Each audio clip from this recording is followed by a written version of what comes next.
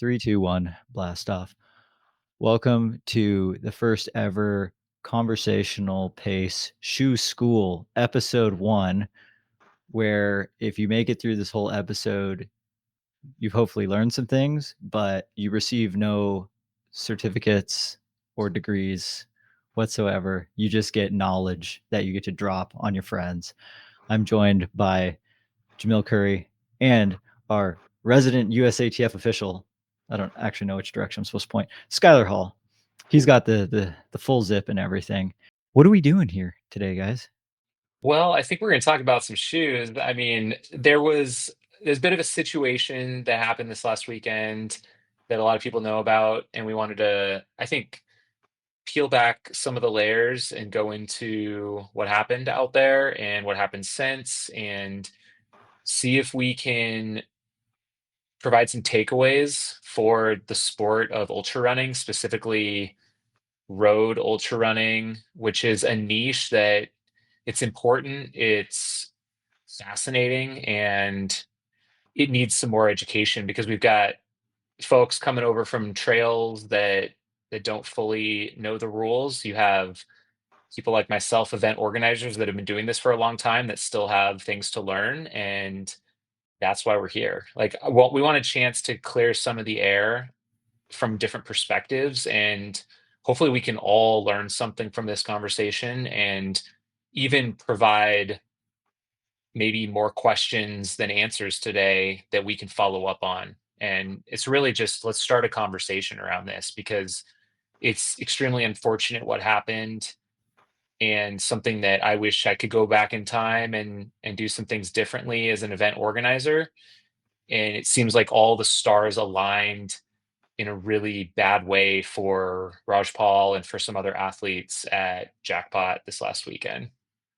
Yeah, so I was just going to say for those who are tuning in and maybe not following exactly what's going on, last weekend was the Jackpot 100 mile, which is a road ultra, and it also served as the USATF Road 100 mile national championships. And the eventual winner on the men's side, Rajpaul Pannu, was disqualified for having illegal shoes, which I guess the fault there was the stack height due to that shoe. Yeah, so we're gonna dive a little bit into just kind of like the events that led up to it, maybe that timeline, go through some of the rules, and yeah, what we can learn from this moving forward. So, Jamil, can you give us a brief rundown of the timeline just of the race, like, and then Yeah. when the like DQ eventually happened? Yeah, the event, it's held in Henderson, Nevada on a 1.1 mile approximate loop around a lake at Cornerstone Park. And so the event kicked off at 8 a.m. and there's simultaneously a 48-hour and some other distances that take place on a little bit of a larger loop, but the 100 mile for USATF is around this shorter loop that's mostly like concrete. So yeah, the event started and we live streamed the event as well for I think the fourth year in a row. And I know for so this was all transparent online, and I think that's an important piece of this. And there's we had media coverage of the event, and it wasn't us as the race organizers that had spotted the situation or the USATF liaison who was there, but it was, I believe, people in the live stream or watching the live stream or the live coverage that noticed the footwear that was being worn, and I think originally questioning if it was indeed, or they knew that it was not on the approved list of athletic shoes, according to World Athletics and adopted by USATF, which we can get into later. Um, but I guess there wasn't like necessarily an immediate course of action, and myself, I think my understanding was honestly, in full transparency, a bit vague on the shoe subject. There is a lot of rules with USATF, and this is one that I've definitely heard about, but I was not a subject matter expert in. And definitely, it's a bit of a challenging scenario to know every shoe and what their approximate stack height is and all these other things. Kind of a daunting task. And I think unless you are really into shoes, you don't think about it too much, which I certainly didn't. Um, I did notice, I think my biggest notice of the shoes was that Dakota Jones was not wearing normal shoes, which is his main sponsor. He was wearing Nikes. I was like, oh, well, that's probably a good idea. He's also going for the 100-mile record. Like, I'm glad he was able to do that. Um, and so I can't speak 100% for USATF's liaison, but I know that at some point she was tipped off to the questioning of the shoe, but I don't think she really knew the details of what shoe is it and why might it be illegal. Is it, you know, sometimes they can have prototype shoes. Again, probably not a subject matter expert on shoes and all that. You know, USATF doesn't send like a specific shoe expert out to the event to know. It's kind of up to the athletes to know whether or not they're following these regulations. And so, like, if I flash forward and skip all of that stuff, like the ultimate decision wasn't made until the race was over.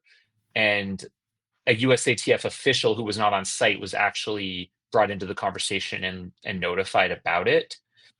So yeah, I think we were still talking about it over the weekend, and it was over the weekend. So there's emails back and forth up the chain through USATF that I was copied on at least one of them, but mostly they were handling all that. So me as the event organizer, we're a sanctioned event by USATF. We were awarded the national championship, but when it comes to those rules, that is ruled by USA Track and Field, and they basically let us know the process of the decision, or if there's an appeal that can be made, and what that, or a protest, and all that stuff. So we're kind of just at the mercy of them and their timeline to know. And I didn't make the public post, I think, until Monday, mostly because number one, I wanted to make sure that that was the final decision and there wasn't any more appeals back and forth. Just like, it kind of reminds me a little bit of, dealing with USADA. That's an even lengthier process. There's a lot more legal involved in terms of that, but it does take time. And we wanted to make sure we had our ducks in a row in terms of making this announcement because it's a huge deal. And we wanted to send the message in the right way. And, we also had to decide, well, is Aravaipa running DQing Rajpaul from Jackpot Ultras, or is there some way where he can actually get a result here? He ran an 11:52, which is a PR for him. He's the second fastest American, I believe, of all time at 100-mile distance, and he's lowering his best time. And I think it's like the fourth fastest all time. I think Zach Bitter has three sub 12s.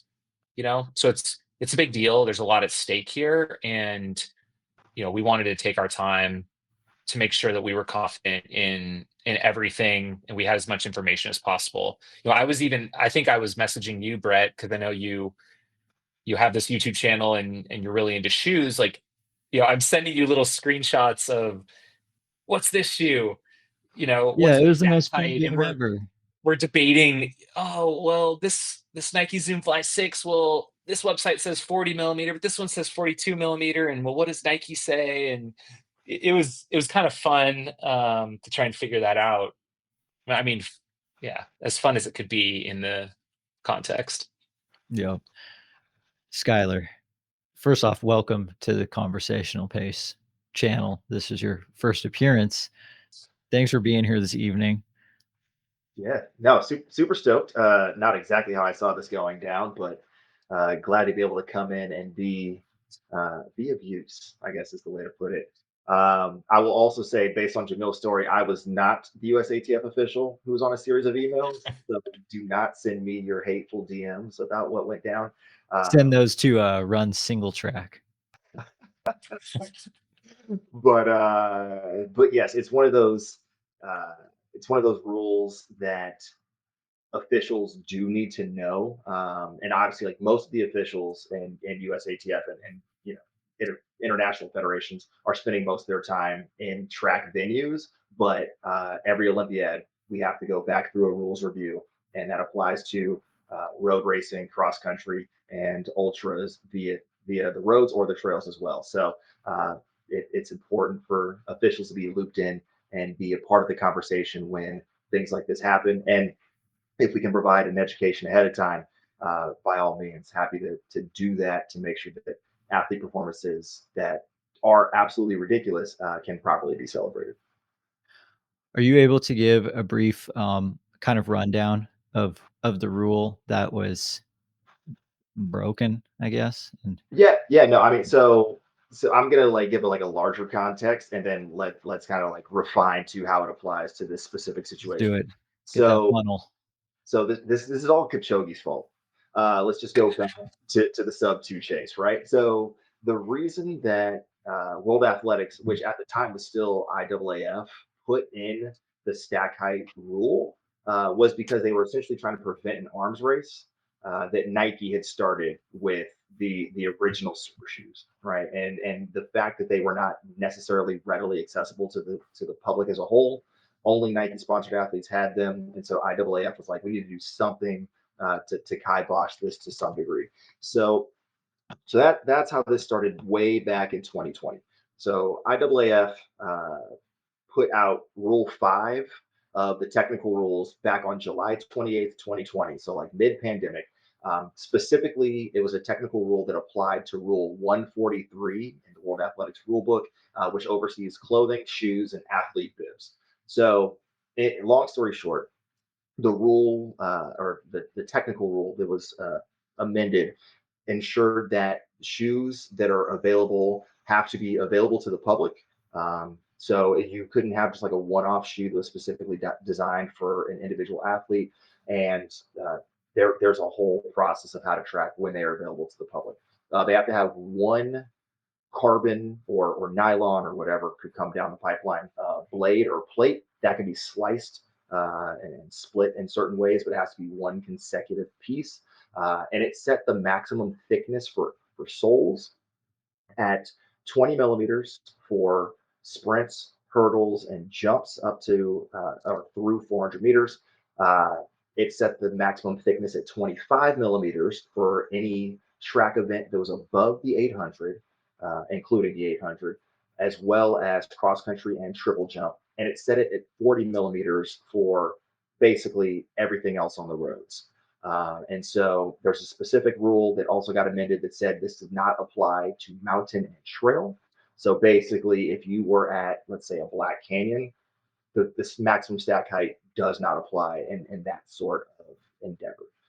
There was a later update in December of 2020 that allowed for quote unquote development shoes. So those are essentially prototypes that are not necessarily available for purchase at the time of them being worn, but they must be coming to market sometime in the next 12 months, essentially, is the sort of like basic way to think about it. At the end of 2021, World Athletics basically took the transition provisions out of that technical rule and made it official. At the time, they also said that all track events starting during November of 2024, we're going to have that 20 millimeter stack height.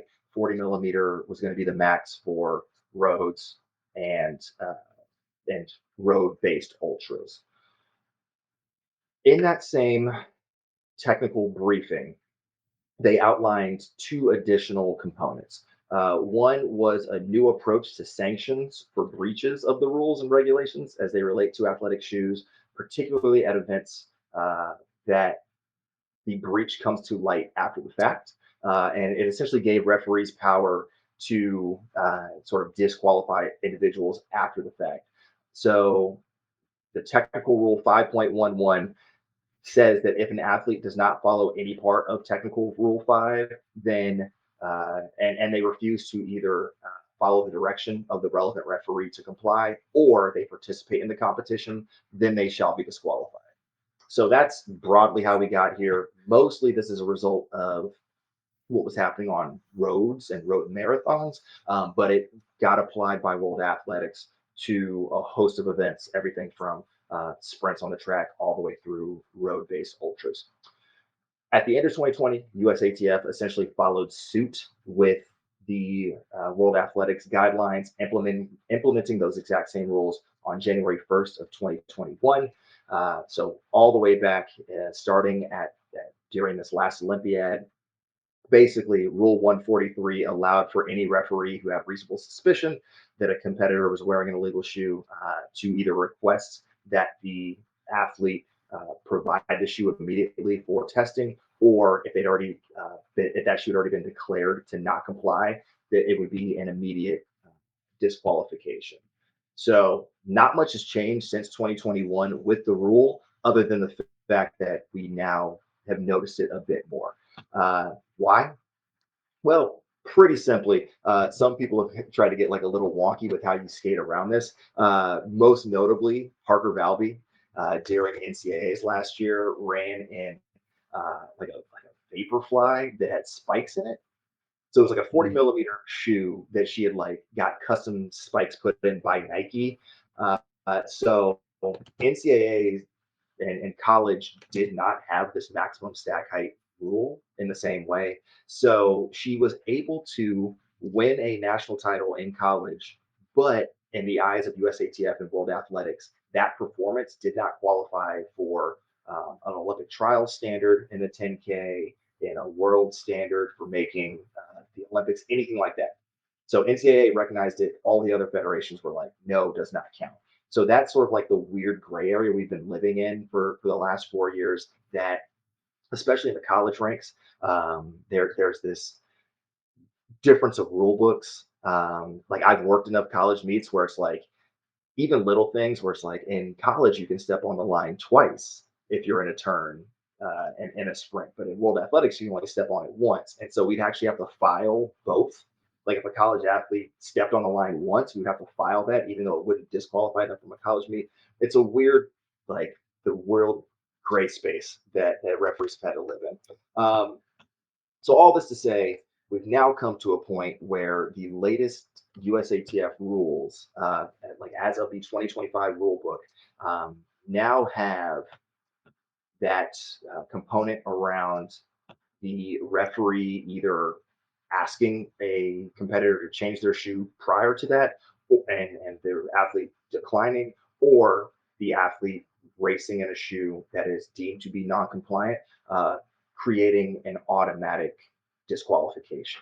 143.3.J explicitly states that for ultramarathon off-track races and track races that there are not World Athletics record events, shoes shall have a maximum thickness of 40 millimeters. It's very strict on the 40 millimeter. And then 145.5 states that disqualification automatically occurs if 143 is not met. So that's how we got here. That's what the rules are in the book. They have fundamentally not changed since January 1st of 2021 in the eyes of USATF. There have been slight amendments, most notably, and I think it's relevant to this conversation, is that World Athletics actually made Jamil's job easier and athletes' jobs easier by creating a central database for them to see if a shoe is compliant. Now, if somebody just goes to certcheck.worldathletics.org, they can see every shoe that has been filed with World Athletics and thus is compliant for both USATF, World Triathlon, Ironman. They all follow the same rules now. They can go and just like search by brand and see what shoe is approved, and it will tell you if it's approved for sprints, if it's approved for uh, like longer distance races, if it's approved for cross, if it's approved for roads, and it's just like no or yes, and that is it. Of which, if you do this for Hoka, the Skyward X does not appear on that list, and thus we are. Illegal. Cool. So that's the quick and dirty. We'll link to that in the show notes too, Yeah. so people can Yeah. click and check their shoes and see how many rules they're breaking as they're. Well, you're not breaking rules if you're training in these shoes. That's the whole point of these super trainers. And so this is one more thing I want to bring up because I think people are automatically going to be like, well, why does it matter here? Because this race specifically is a USATF national championship. Rule 20 in the book, excuse me, Rule 21 explicitly states that for mountain, ultramarathon, and trail championships, that the rules that govern the championships shall be conducted using the rules in the USATF rulebook germane to that specific type of event. So if this would have been literally any other 100-mile race that is not USATF's, then it's kind of up to race director discretion how they want to apply the USATF rulebook. Unless a world record or a national record occurs, then like we automatically kind of have to fall back to that rulebook. But if you're just like a hobby jogger and you're not a USATF event, then like this would be a non-discussion. But very clearly, it's branded as USATF event. It is a national championship, and thus we must automatically adhere to the rule book therein. So just because it's a USATF sanctioned event, which means insurance, that's not enough, correct? The Or is that a rules, gray area? theoretically, it's a gray area, but you could leave Okay. it to discretion. But It's not an elite event conducted as a championship event. correct. It's not a championship event, and it's Right. not listed like a World Athletics, like Yeah. gold medal type event. So if you were a Yeah. track meet that was falling under World Athletics, even though it's Well, not a national so championship, you have to follow the rule book. But like a doesn't apply. desert solstice track invitational would be an event. I guess that's a good question, and maybe that's why we're here having this conversation. And certainly a lot of people that show up there are going for records, so I think on everyone's mind is they want to be compliant no matter what. And but most likely, I mean, it is sanctioned by an IAU gold label. I'm not sure how much that falls under, but it's an event where this would apply essentially. Yeah, I mean that's one of those situations where folks are running a desert solstice, if not to set individual records on the day, to use that as qualification for a national team. National team, yeah. So it's in your best interest to like not go out there and run in, a 55 millimeter stack height situation and like even expose yourself to like having to justify that to the selection committee. So, okay, so to get into the slight nitty-gritty of this stack height rule, I know that the 40 millimeter stack height rule, Jamil, we were talking about this last night of like, who measures the shoe? How do they do it? And then you sent me this super long ass paragraph because I knew that it's not measured at the thickest point of the shoe. It's This gets one, ridiculous. it's an men's 8.5. That's the size that they chose to measure, which I just, Or a European 42. the conspiracy theorist in me knows that that's exactly the biggest size that the Nike Alpha Fly was at the Atlanta trials before it tipped over 40 mil. So then Nike's like, all right, guys, we're doing it at 8.5. And their USATF's like, all right, we're doing it at 8.5. That's the conspiracy theorist in me. Just saying that's probably where the rule came from. I don't know. 40 is a nice number. 8.5 is a weird size. But Jamil, do you remember what the verbiage was for where they measured the shoe? Yeah, it's something like it's a certain spot, X number of centimeters or millimeters from the back of the shoe in the center of the heel area, something to that effect. Where, and I think shoe companies. I love the question where people are like, well, why are shoe companies even making shoes over the 40 millimeter rule? I'm like, they are going to push the envelope as much as they can. They're also going to build shoes that you can train with more cushioning in for better recovery, I'm sure, and less impact. But Yeah, clearly it it's seems like because they work. right. Yeah, exactly. And the rules could be ever shifting is also a thing. But the way that some of these companies are building these shoes is, and like maybe we can talk about a couple examples, is quite ridiculous. Yeah, I mean, I sent you a picture of what is it, the Mizuno Rebellion, their super shoe. It's so Running Warehouse. If you look at stack heights for any shoe on Running Warehouse, they take those stacks independently in the thickest part of the shoe as well as right under the ball of the foot. So you might see the Rebellion as, according to Running Warehouse's stack heights, you're like, oh, the shoe's illegal. But then you'll go and look on the approved shoe list and it will be there. That's because when you look at the shoe, and I'll put a picture of it somewhere down there, the heel is missing. And that's because Mizuno knows that World Athletics is measuring it from that spot, and it's under 40 millimeters thick at that spot, but 60 millimeters right underneath the arch. Whether it's a 60. 60, 60. it's incredible. 60. And I happen to have a shoe from Hoka.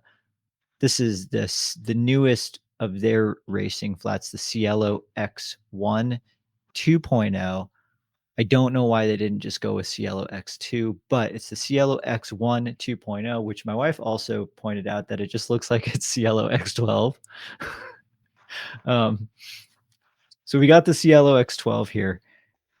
We found multiple sites that have already measured this shoe, and it was like 43 or 46 millimeters at its max stack right underneath the arch. But then you can see how the heel, swoops out and disappears.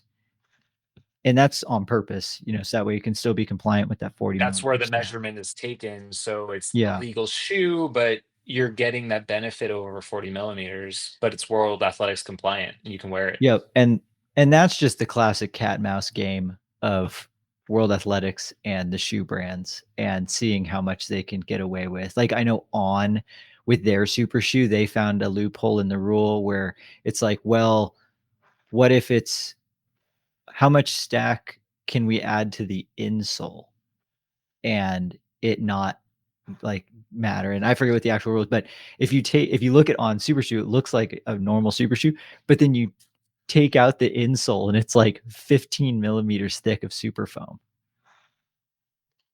So it's like Wow. there's all the brands are doing funny things to get around this rule. But I do still appreciate that the rule exists because they're still making them play within some sort of boundaries. Yeah, and so just to get to the actual specifics of the technical rule, I'm going to cite your sources. World Athletics Technical Rule C2.1A, Part 10, technical requirements for athletic shoes. So as you guys talked about, it seems pretty arcane, but basically it outlines that you have to take the internal component of the shoe and measure it at the 75% of its internal length and 12%. So going from heel to toe. So 12% past the heel and 75% past the It's heel like in the ball of the foot. roughly And that's where they here meant. and here. Correct. And there's a whole series of diagrams. They also have to account for grooves, ridges, indentations, and protuberances. So if you have like crazy lugs in that exact section, they will measure to the edge of the crazy lugs. It's not just like, hey, we can have these massive spikes. We have one indentation, so we go from the narrowest part. No, they assume they measure at the thickest part from that So 12% to just don't have any protuberances right there in that one spot, and then you're good to go. Word is of the absolutely. day. So yeah, so that's how we got this, but because they had to do something, right? And that's basically like what all the minutes and all the news articles in 2020 were about. Where it's like, well, they have to draw the line somewhere. And Nike, as you mentioned, like I don't even think that's really a conspiracy theory. Like Nike was the one shoe that was out, and so like they had to draw the line somewhere. It's like, do you draw it just under what Nike already put out and like hurt them solely, or do you like say, okay, now everybody else can race them to this point? But that's how we got here. It has to be 40 millimeters at those two very specific, like whatever it is, it's 32 millimeters and 203 millimeters or something on an 8.5 from the hill. And it's just, you make everybody else play in that space. And just kind of going back to like also the reason why these shoes exist is because they can still be a helpful aid from a training standpoint in regards to higher cushion as a recovery shoe or just simply a shoe that you can like hammer more miles in because it reduces the impact forces to the body. I know there's been a couple brands that have tried to figure out like what is the what's the tipping point? Like how at what point is there too much stack? I think On had a couple they had a couple of their triathletes racing in shoes that were like 65 millimeters thick, like all the way through. And they've since kind of I don't think they worked that well because they were only doing it for like one race. So There's got to maybe be like maybe diminishing returns at some point, right? yeah, totally. And until you I mean, yeah, I mean, it could go Puma just came out with a shoe that's called the Fast something RB, with the RB stands for rule breaker, and it's got like triple stacked plates, 3 Oh different my layers, God. 5 millimeters thick, just because they wanted to see what they could do without Right. following any rules. So that's an interesting shoe too. Um, but so circling this back to ultra marathons, I see very routinely on like marathon Instagram posts, both professional and non-professional people in the comments being like, "Oh, is that shoe legal? Is that shoe illegal?" And it seems to be talked about a ton in the marathon world. And I hadn't even thought about it until Jackpot, where it's like, no, oh yeah, the rule does extend beyond the marathon distance. And I think for most people running, you know, aren't even gonna think twice about the fact that there's people competing for national championships beyond the marathon distance. So, with that in mind, like what do you think, as a race director and also as like a USATF official, Schuyler, like what are some, fail safes that can be placed to make sure that, a situation like this doesn't come about? Like, is it any one entity's responsibility, or is it a combination of everybody's? Maybe starting with you, Jamil. Yeah, I mean, I think they're number one, athlete education, I think is extremely important. But I think you're right. I think there's some fail safes that were not in place at Jackpot and through this USATF national road circuit. There's what we have a 50K, 100K, 100-mile, 24-hour. I think those are the four, I believe. Correct me if I'm missing one. So these events are typically pretty small, like maybe a couple dozen people that participate across all age ranges. So it's quite niche.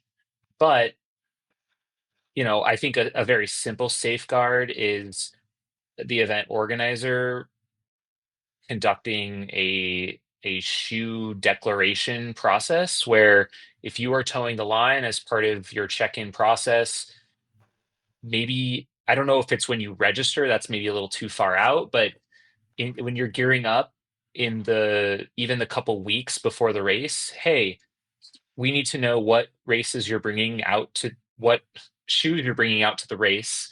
We need you to declare them. And I would even say put it on the athlete to list the shoe stack height. So get them in the process of thinking about that, hey, there is a maximum of 40 millimeters. What shoes are you declaring? What will you be bringing with you? And write the stack height down next to it so that they can do that research and they can know themselves and hopefully self-select. But then us as the organizer, we can do a double check for them and to know if it's inside or outside the bounds. Like I think that's a pretty safe bet. And then if you wanted to do an additional step, you could do that again when they arrive, or there could be another double check posters when you hand them their race bib. They could maybe even sign an additional physical paper, like what shoes do you have? You're going to declare them right now again. We just are doing this to protect you, and that's really it. So you have a couple prompts or chances to catch that, so that no one lines up on that start line with a shoe that is going to cause them an instant DQ. And that helps also me from having to hire Brett to come out with his binoculars or like do a caliper check at the start line, something like that. Yeah, I mean, me with my 12% measurements and calipers. Well, that actually wouldn't even technically work because I doubt Raj is an 8.5. Right. So then, like, even if he was wearing like this shoe in his size, it's probably over the 40 millimeter rule, but that's not where the rule applies. Yeah, it's either green light on the certcheck.worldathletics.org website, Yeah. or it's a yellow, or it's just a not there, and it's just totally Yeah, which that's not kind of an approved. interesting thing that I was thinking about too, which I feel like could absolutely, like, it's going to happen much more likely in like a road ultra, where in most cases like comfort is king, where it's like no one's winning the Olympic marathon in a Nike Pegasus. Um, Someone could potentially still win like a 24-hour in the Nike Pegasus, which I don't think the Pegasus is on like the World Athletic approved shoe list, or at least the one that I saw. Schuyler might need to fact check me on that right now. But like, but it's under the 40 millimeter stack height. So like it's a legal shoe, but They don't there's a test all shoes. weird It area. seems like they test ones that are It's maybe just the like race shoes. questionable, or they're, yeah. Yeah. I don't know how they select them. Maybe Skylar knows. I mean, really, it's supposed to be just submitted. So either by the brand or by athletes who are like, I want to get away with this. So for Nike specifically, the Peg Plus, legal for road. But yeah, if you were just trying to run like a Pegasus 44 like standard, it's not even on the list. Yeah. But also like if someone tried to fight it, I think it would ultimately be fine because it's like well within the rules of all the tech limitations. Um Also, like, interestingly, something that I guess could also happen too, like someone could have shown up to the Jackpot 100 in the Asics Metafuji Racer, which is like their trail super shoe. Feels like a super shoe, runs like a super shoe, it just has a little bit of tread, but it's actually like 45 millimeter stack in the heel. And it It's wouldn't be on this athletics list because it's a No, trail it shoe. wouldn't be on that list because why would ASICS submit it? Because they're like, well, who in their right mind is going to run a road race in this Yeah. shoe? Where it's like, I was like, dude, I would enter a road ultra and just shave the lugs down on that shoe because it feels like their marathon shoe, just like a little bit more stable and like 5 or 6 more millimeters of foam. But then that would actually also be ineligible for something like Jackpot. Yeah, I mean, So it is. that I was gonna go say ahead. it is worthwhile. To make it explicitly clear, these rules around stack height do not apply to mountain and trail. So if you think about like Yes. world championships, where it's like the vertical, the up down, the stack height does not apply. No. So if We you are want to still in the Wild West for trail. You can do whatever you want. Well, because the thought process is that the technicality comes from the terrain itself, and so like that negates like you want to wear a 50 millimeter stack height shoe, go wild, like pray for your ankles. That's Mhm. like the general thought process behind it. Whereas roads are flat, or at least like they're. I mean, there's not like a crazy camber, even if it's a loop course, and so Yep. the trying to level the playing field in that respect. Yeah. Yeah, I mean, North Face is their trail super shoe, their newest one, the Vector Pro 3, stacked plates. Like, very illegal by road standards, but they're a trail company. They make trail shoes, so go for it. It's got a So carbon would a plate. dual so even a dual plate would be disqualifying also in this Yeah, situation? you can only have one Yeah. plate. It can be, like, cut up, but you can only have one singular plane Mm. of plate. You can't have multiple. Because I remember right around their first breaking two, Nike filed a bunch of patents for what would have been a future Alpha Fly with like a triple stacked carbon plate with like sets of air units in between. And then they were like, no, we have to fix something. So then they were like, can only be one plate, but Basically running on springboards, over here. exactly. Yeah. But North Face is like, well, it's trail. There's no rules, so let's stack these plates. So they have like Yet. one plate for propulsion, one plate for stability. Well, what it would be really hard for. I guess you could have some sort of world athletics trail rule, but I'm not even sure. Well, I don't even know what it is that makes a trail super shoe super. So like, I don't even know what I would ban. Like if I were writing the rule, I don't even know. I don't even know what I would write because I don't even know if saying 40 mil stack height like as the max, if that even does anything. Like I don't know if the massive trail shoes over 40 or if stacking plates. Like I think we need a few more years for. Well, it's a question, was Raj's shoe choice here, was that beneficial or not? Yeah, that I was definitely thinking about that, and, like, I don't know. I mean, it's so the Skyward X is pretty it was like 40 in the forefoot and 46 in the heel or something. Like, it's one of the thickest stack shoes you can get. That's still a nice running shoe. I think the Adidas Prime X Strung is as high or even more, also illegal. I'm sure the thought process there is like mucho amounts of cushioning for 100 miles. Like, it's not, even if it breaks down, there's so much. But it's a pretty heavy shoe. It's pretty heavy and it's not the smoothest shoe. So then there's the argument of like, well, the 2 ounces of extra foam that you gained negate any performance benefits from the additional stack height. I imagine if we were to ask Raj, it would come down to purely to a comfort thing. I bet the shoe is just more comfortable feeling.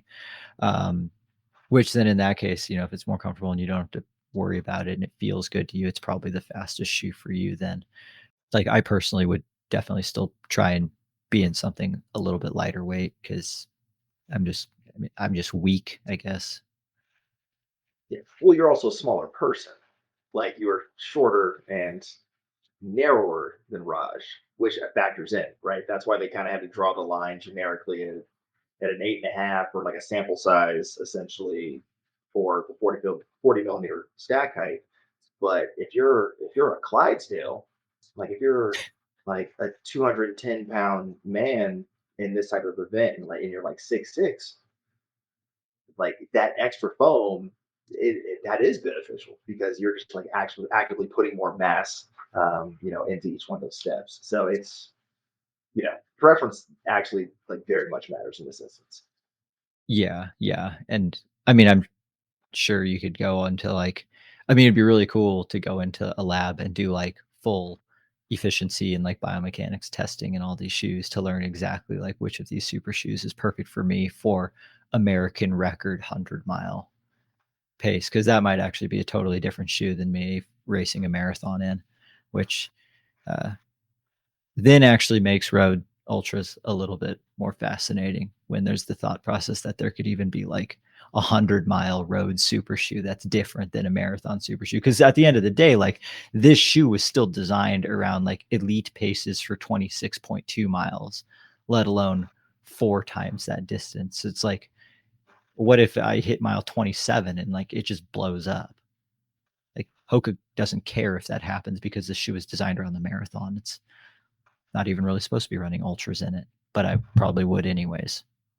Yeah, I just to piggyback on what Jamil was talking about relating to like setting up the event for success and setting the athlete up for success at the event. Um, Not so much on the official side, but on the athlete side, I've experienced a number of basically like required technical meetings.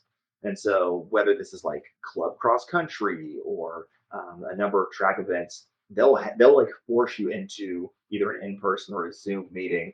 Um, and we hear stories on podcasts about road marathoners like suffering through these, where they literally are just like, "What questions do you have?" Like, just real quick, we're going to hammer through like, here's what you're allowed on the uniform. This is the maximum size of the logo. Like, your bib has to be name on front, number on the back, like weird things like that. And they just like run through it.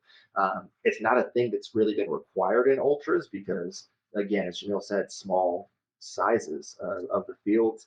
Um, but I mean, that might be sort of where we have to go from here. And I think this is like this exact broadcast. It's sort of like the first technical meeting for ultra runners in the road space to be like, here's what you need to know. I'm not even going to start going down the specific like uniform stuff, but that might just be it. It's like, hey, like make sure cert check.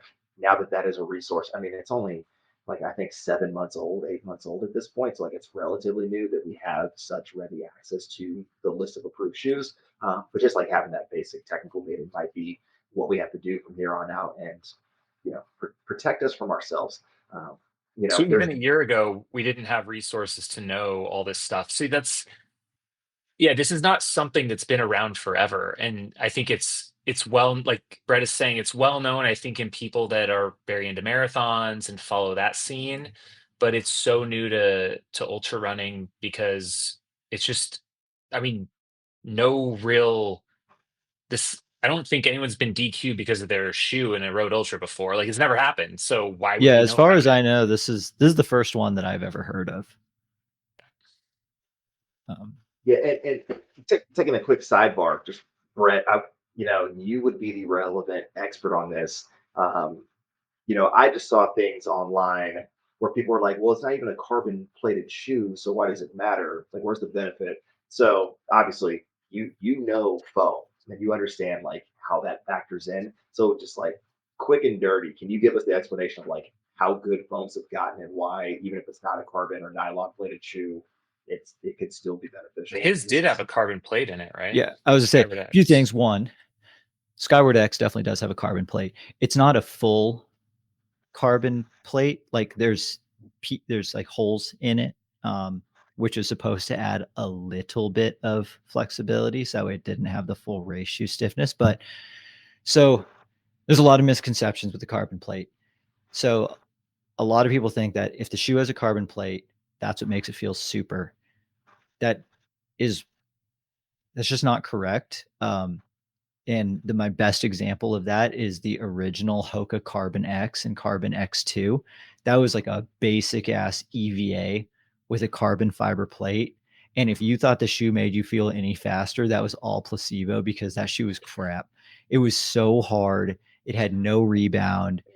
It was just stiff and no bounce. And that's when I learned, oh, it's because you need this foam, this high rebound foam.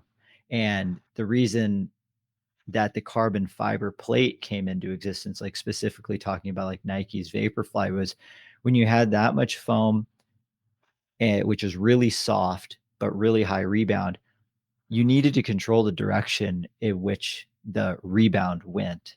So, like if you had any sort of imperfections in your foot strike, it would just bounce you the other way. And like, I remember I ran in like an early prototype of the 4% before it even had a name.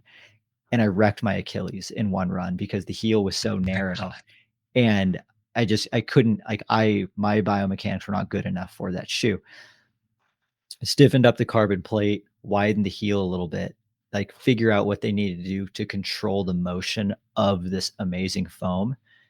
Then it starts to work with you instead of against you. So that's why we see all of these super shoes, like the Cielo X1 2.0 have a carbon plate, is because if you don't have this carbon plate, this foam is so soft, your foot will not be able to control how much stack there is here.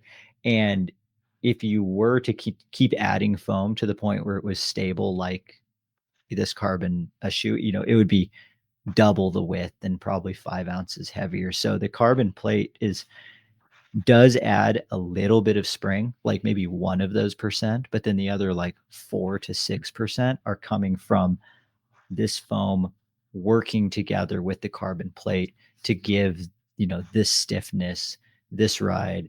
There's a lot of geometries with like the rocker and how stiff the shoe is, and I could potentially start talking for another hour if we go into like immobilization of the big toe joint, where that's like the source of all of your power is your big toe joint, and that's what the carbon plate actually helps out a lot with. But yeah, like you said, it's not necessarily about the carbon. It's just the lightest way that they've found to be able to harness all of the energy of this like really high rebound foam. The arms race with all of these companies right now is how we can like develop foams that will rebound a higher percentage of the energy you put into it. So I think on paper it was either Puma or Asics that had like the best foam right now, where it was rebounding like 94% of the energy that you put into it. Of course, over time, so like at mile 24 of a marathon, that number is going to be less than at mile 1. So at first, the first arms race was like, who can just have the highest rebounding foam? Then they all started getting over 90%. They're like, okay, who can have the highest rebounding foam after mile 20? And now they're all starting to get pretty good at that too. So now it's, oh my gosh, Google Gemini just interrupted me. So then a lot of them have started to figure that out. Now it's all about trying to make the foams lighter weight. So we see that $500 Adidas Evo Pro 1, very long name. That's like high stack shoe, very interesting shaped rocker, but it's got this insanely light foam where the shoe is like 3 ounces lighter than everyone else. So that's kind of the next stage in where like road super shoes are going to be, and like how much of that trickles to trail, I'm not even really sure, but that's kind of the progression of the shoes and the tech behind them, and like where all the companies are trying to go right now. And I mean, as we've seen with Riley at first Javelina and now at Black Canyon, that trail and ultra is not going to be far behind. Like if you have a good enough biomechanical underpinning, and you can run well in a road-based shoe, you can rock it for 100K to 100 miles. And we're going to be having this conversation of like, is the shoe now approved for the purposes of Well, for a context, what national was Riley championship wearing at or those races? Nike Vaporfly. Just stock Nike Vaporfly Next Percent. I think this is the third one. I'm not sure. Yeah, I think it's the third one. But yeah, Riley has been doing their ankle mobility exercises and resistance band, training. I would if I could, but I cannot. But that's definitely a whole other conversation of like, is a road super shoe actually the best trail shoe or not? And like, I mean, you can let me know in the comments what you think of that, because that's definitely a whole nother conversation. Before we wrap things up, as we wrap things up, are there any other points of this that we missed, or did we cover? Yeah, I have a couple. I did want to talk that Raj was not the only person that violated this rule Right. Yeah. at Jackpot. So, come to find out, Dakota Jones was wearing the Nike Zoom Fly 6, which is over a 40 millimeter stack height, not on the approved list. So it highlights the gap, and like I'll be the first to admit the knowledge gap that we as Aravaipa and myself had, even though we successfully bid for this USATF champs. We were a bit ignorant to the gravity of this rule in this situation, and for that, like, I'm fairly devastated for what happened, and that's why, number one, I wanted to jump on with you guys and start this education flywheel that we can hopefully spin out there into the world, into the ultra running headspace, because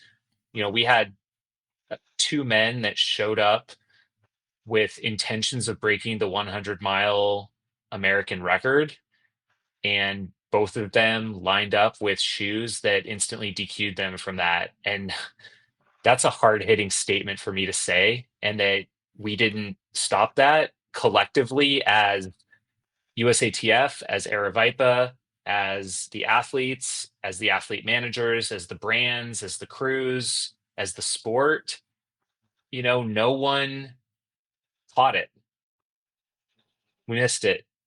We weren't on top of it. And so it's a huge wake up call for this side of our sport that is, I think, extremely exciting to see how fast people can go at long ultra distances. And so now's the time to get serious. And no one likes rules and sitting through technical meetings and all these things, but like, it's something we have to do if we want to be taken seriously as a sport and to be recognized on a global level. And let's use this as a hard learning experience, to move ahead. And we had a third athlete, kudos to him. He saw us post about Rajpaul, and on his own accord, he emailed me and said, I didn't know it, but I bought a pair of shoes the week of the race. It was the Asics Nova Blast 5. And I looked it up. Lo and behold, it was above a 40 millimeter stack height. And so, we were able to move all three of these athletes over to the non-USATF division of the 100-mile And fortunately, we have that option here that we decided to do. That we had a non-USATF version of this race happening at the same time. It's not something we want to do in the future, but it's like kudos to these athletes. I just have to give so much shout out to Raj Paul and the class that he showed. You know, when he was faced with this after the performance he didn't point a finger of blame on anyone but himself. And I mean, man, that says a lot about who he is and the type of athlete he is. And that's the kind of guy I want at the top of our sport right there, is someone that just going to take total ownership and accountability for messing up, even though it would be really easy to point it on other people. And yeah, I just feel bad we weren't there to help catch this. But I can guarantee you we will catch it in the future. So I just wanted to say that. Schuyler?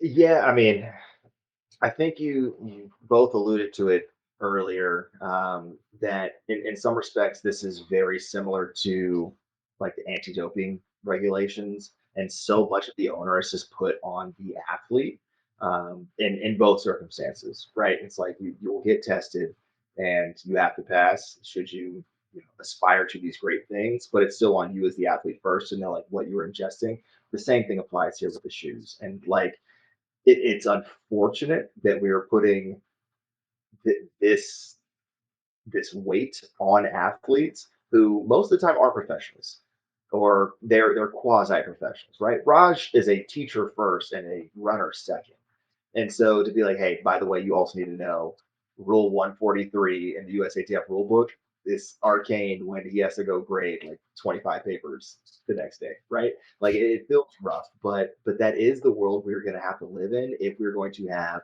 this professional standard.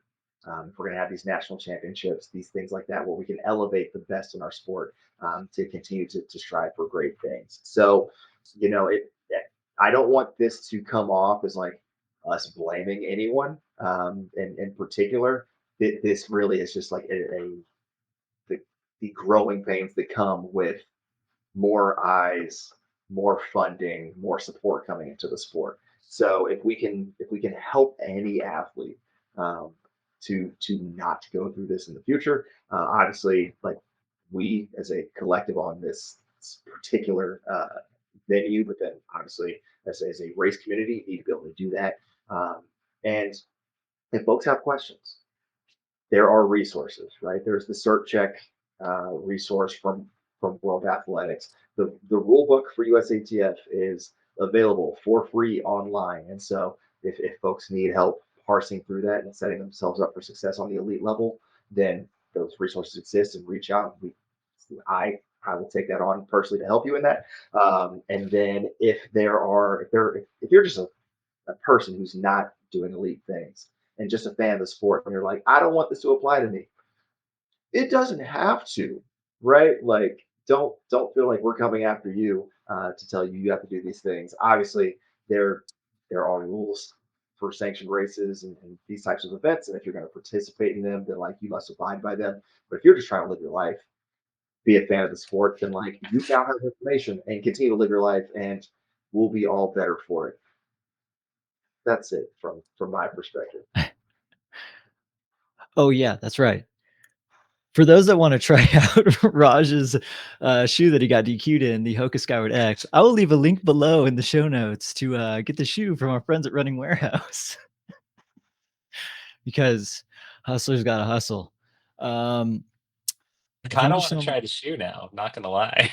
I know, like I've never tried one on before, and now I'm like, okay, I want to see if I could run a sub 12 100 miler in the shoe now, and Yeah. maybe that's what I need. Um, thank you guys so much for burning some of this midnight oil with me as we record the very first ever conversational pace shoe school episode. Will there be an episode 2? Probably. What will it be about? I have no idea, but thank you so much. I just want to say thanks, Brett, for taking the time to record this with us.